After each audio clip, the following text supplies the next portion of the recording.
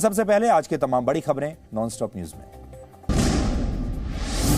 प्रधानमंत्री नरेंद्र मोदी ने आज यूपी के सबसे लंबे हाईवे पूर्वांचल एक्सप्रेसवे का उद्घाटन किया। प्रधानमंत्री वायुसेना के C-130J हरक्यूलिस विमान से सुल्तानपुर में एक्सप्रेसवे के एयर स्ट्रिप पर उतरे। एक्सप्रेसवे के उद्घाटन के बाद प्रधानमंत्री ने कहा, ये नए भारत के नए यूपी का एक्सप्रेसवे है। ये एक्सप्रेसवे यूपी के विकास का एक्सप्रेसवे है। ये एक्सप्रेसवे यूपी की प्रगति का एक्सप्रेसवे है। 341 किलोमीटर का लखनऊ गाजीपुर पूर्वांचल एक्सप्रेसवे सिर्फ 39 महीने में तैयार हुआ है। पूर्वांचल एक्सप्रेसवे यूपी के 9 जिलों को जोड़ेगा। आपात स्थितियों में एक्सप्रेसवे का इस्तेमाल वायुसेना की हवाई पट्टी के तौर पर किया जा सकेगा। इन विमानों की गर्जना उन लोगों के लिए भी होगी जिन्होंने देश में डिफेंस इंफ्रास्ट्रक्चर को दशकों तक नजरअंदाज किया। इस मौके पर वायुसेना का एयर शो भी हुआ। एक्सप्रेसवे के ऊपर वायुसेना की अग्रिम पंक्ति के लड़ाकू विमानों सुखोई, मिराज और जैगुआर के अलावा सुपर हरक्यूलिस ने उड़ान भरी।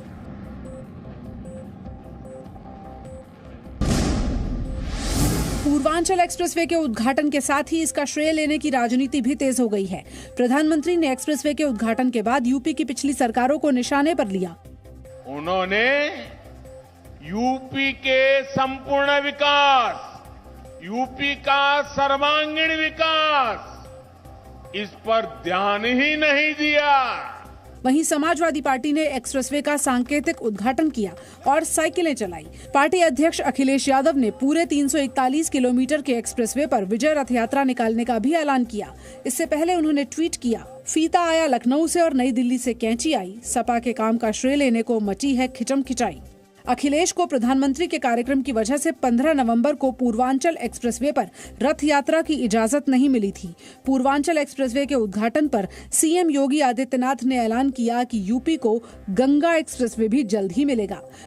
पश्चिमी उत्तर प्रदेश को पूर्वी उत्तर प्रदेश से जोड़ने के लिए गंगा एक्सप्रेसवे का कार्य कुछ ही दिनों में प्रारंभ होने जा रहा है। पूर्वी उत्तर प्रदेश को पश्चिमी उत्तर प्रदेश से जोड़ने वाला प्रस्तावित मेरठ प्रयागराज गंगा एक्सप्रेसवे यूपी का सबसे लंबा एक्सप्रेसवे होगा। इसकी लंबाई 594 किलोमीटर होगी। करीब 20 महीने से बंद करतारपुर कॉरिडोर कल से खुल जाएगा।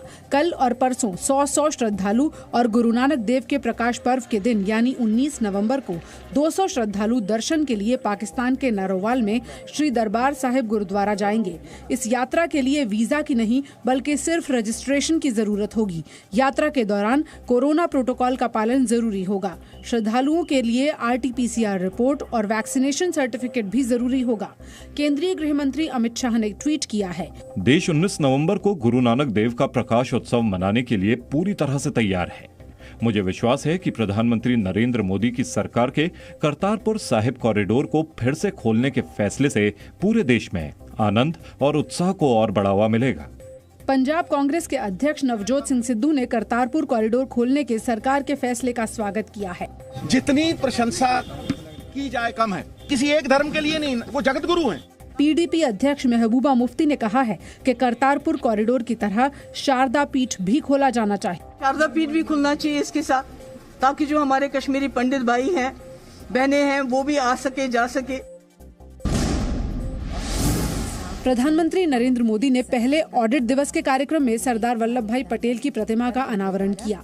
इस मौके पर प्रधानमंत्री ने संबोधित करते हुए कहा कि एक समय देश में ऑडिट को आशंका और भय के साथ देखा जाता था, लेकिन अब इसे वैल्यू एडिशन का अहम हिस्सा माना जाता है। इन CAG के संबंध में हम कह सकते हैं कि इतने सालों के बाद ये इंस्टीट्यूट अपने आप में एक बहुत बड़ी विरासत है, बहुत बड़ी अमानत है। प्रधानमंत्री मोदी ने ये भी कहा कि सरदार पटेल हमारे हृदय में स्थित हैं और उनको मूर्त रूप देने के लिए हमने यहाँ मूर्ति की स्थापना की। आज हमें देश की अखंडता के नायक सरदार पटेल की प्रतिमा के अनावरण का सौभाग्य मिला है। ये कार्यक्रम दिल्ली हेडक्वार्टर में हुआ। इस मौके पर नियंत्रक एवं महालेखा परीक्षक गिरीश चंद्र मुर्मू भी मौजूद थे। दिल्ली में प्रदूषण को रोकने के लिए केजरीवाल सरकार ने दिल्ली एनसीआर में निर्माण कार्यों पर पूरी तरह रोक लगाने की मांग की है। Commission for air quality management की बैठक में दिल्ली सरकार ने प्रस्ताव रखा कि राजधानी में सभी दफ्तरों में वर्क फ्रॉम होम लागू किया जाए। कमीशन फॉर एयर क्वालिटी की बैठक में चेयरमैन MM कुट्टी और पर्यावरण सचिव RP गुप्ता के साथ साथ उत्तर प्रदेश, दिल्ली, हरियाणा और पंजाब के पर्यावरण मंत्रालय से जुड़े अधिकारी भी शामिल हुए। दिल्ली सरकार ने दिल्ली और उसके आसपास के इलाकों में औद्योगिक इकाइयों को बंद करने की मांग भी केंद्र के सामने रखी है। ये जो कंस्ट्रक्शन वर्क है इसको बंद करने का, दूसरा जो है वर्क फ्रॉम होम का सभी लोग करें, और इंडस्ट्री को लेकर के कि उसको भी अगर अभी प्रदूषण को देखते हुए बंद किया जाए। तो ये 3 प्रस्ताव रखे गए हैं।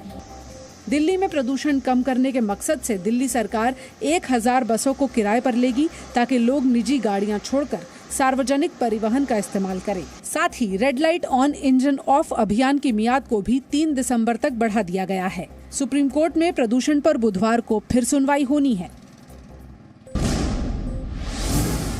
BSF का अधिकार क्षेत्र बढ़ाने के केंद्र के फैसले के खिलाफ आज पश्चिम बंगाल विधानसभा ने भी प्रस्ताव पास कर दिया। ममता सरकार ने फैसले को संघीय ढांचे पर हमला बताते हुए वापस लेने की मांग की।